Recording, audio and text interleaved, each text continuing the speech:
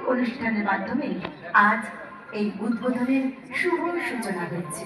যাত্রা শিল্পীদের দ্বারা নৃত্য গীত পরিবেশন, গীত রচনা মঞ্জিল ব্যানার্জি, সুর সুবীর চ্যাটার্জি, নৃত্য পার্থ সারথী। শুরু হচ্ছে যাত্রা শিল্পীদের দ্বারা নৃত্য গীত।